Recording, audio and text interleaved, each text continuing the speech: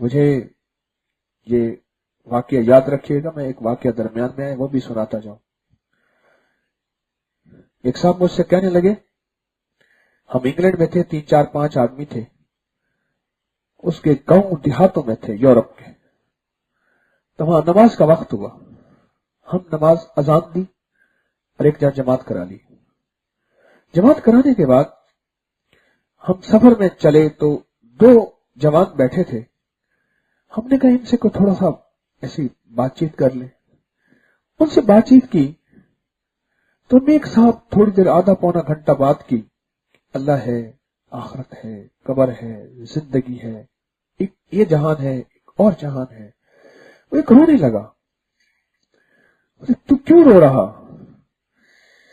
اس نے کہا سمجھے میرا باپ بہت مالدار تھا، میں عرب ہوں اور مسلمان تھا میرا باپ، اور میں اب میرا کوئی مذہب نہیں ہے.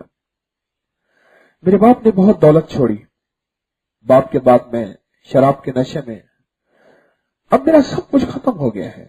آخری مکان ہے جو میری ماں کے پاس ہے، مکان میں ماں میری دیتی نہیں.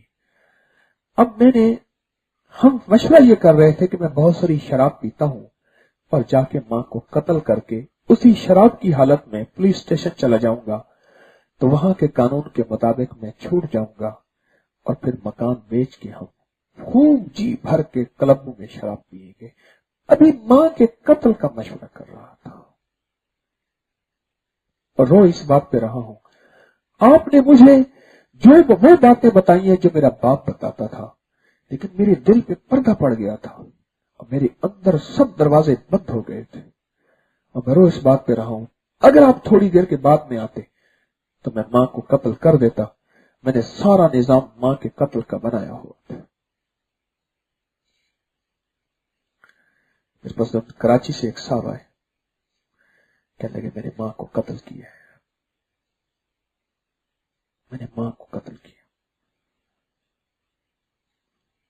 میری کوئی آخرت کا بن سکے گا؟ میں ابھی جیل سے چھوٹ کے آیا ہوں، میں نے اپنی ماں کو قتل کیا ہے. میں نے پوچھا کیسے قتل کیا؟ اس نے جب قتل کی کیفیتیں بتائی میں برداشت نہ کر سکا.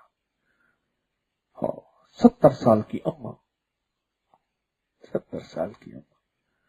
میں نے اس سے حالات پوچھے، میں نے کہا کیسے قتل کیا؟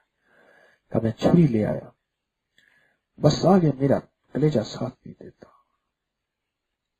میں نے ماں کو قتل کر دیا. مجھے اب تک بندہ 2 دفعہ مل چکا ہے.